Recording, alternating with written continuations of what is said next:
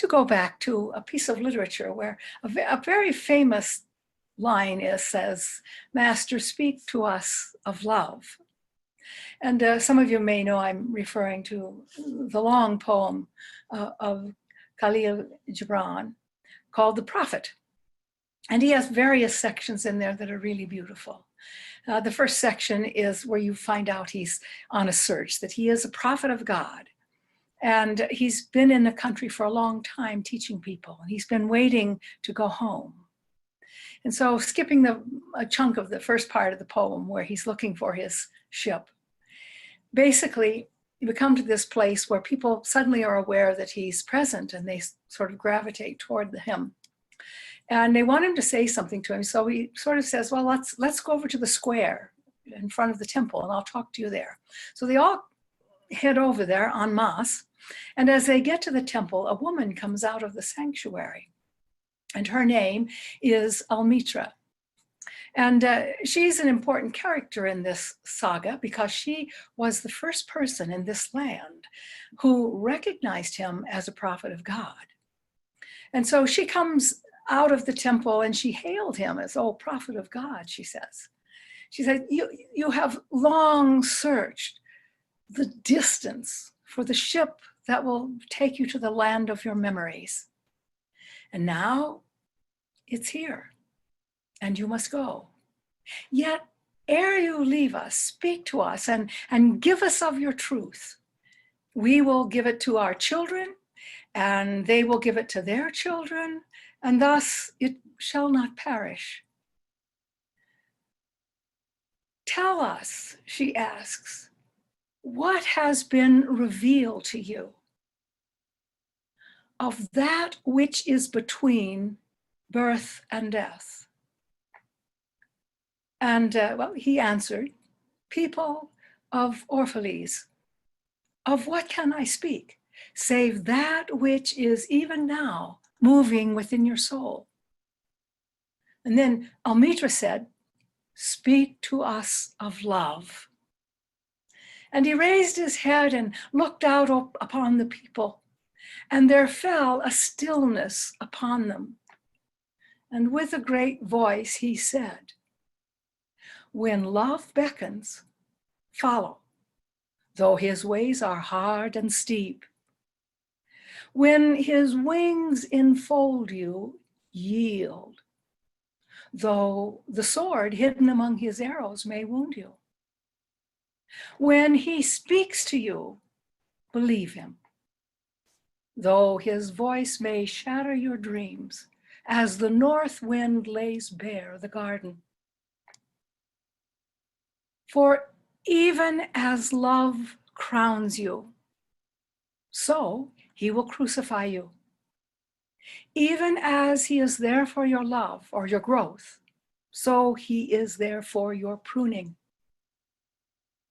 Even as he ascends to your heights and caresses your tenderest branches that quiver in the sun, so shall he descend to your roots and shake them in their clinging to earth.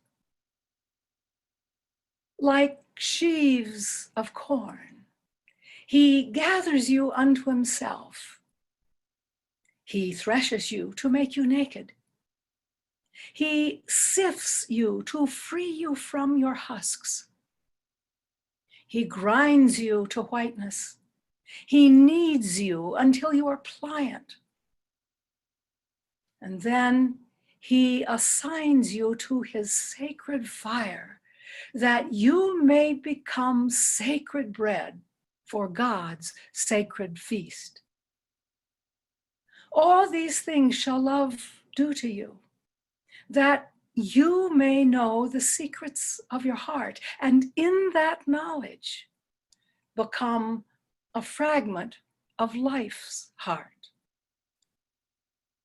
But if in your fear you should seek only love's peace and love's pleasure, then it is better for you to cover your nakedness and pass out of love's threshing floor and into the seasonless world where you shall laugh but not all of your laughter, and weep, but not all of your tears.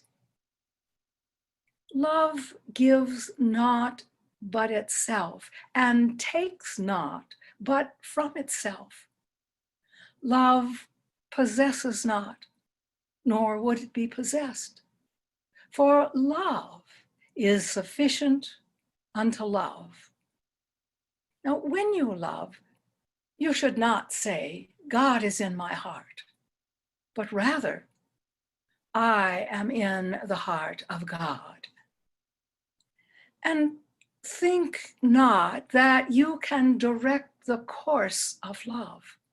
For love, if it finds you worthy, directs your course. Love has no other desire but to fulfill itself. But if you love and must need have desires, let these be your desires: to melt and be like a running brook that sings its melody to the night,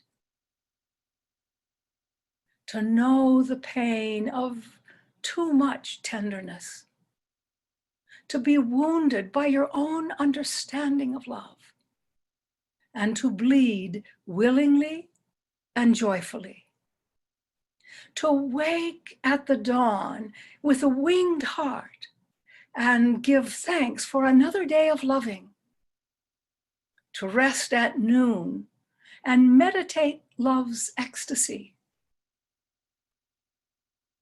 to return home at eventide with gratitude, and then to sleep with a prayer for the beloved in your heart and a song of praise upon your lips. From here, Almitra speaks again, and she says, speak to us of marriage. And he gives this very beautiful description of marriage, where people should be one, but have spaces in their love. And then there's a woman in the crowd who has a baby, and she says, speak to us of children. And he gives these compelling teachings where children come through you, but they are not yours. And do not ask them to come to your world. You may go to theirs if you can, but you cannot enter it, for their time is not your time. And on and on. It's a long poem with a whole lot of wonderful teaching. But I wanted to start today because it is such an inspiring way to look at love. And the prophet is correct. Love will chastise everyone who ventures into it. Love will mold him or her. Love will always teach more love. Love is not an easy path. He makes like grain being threshed or beaten out of the stalks and then crushed to get rid of the husks.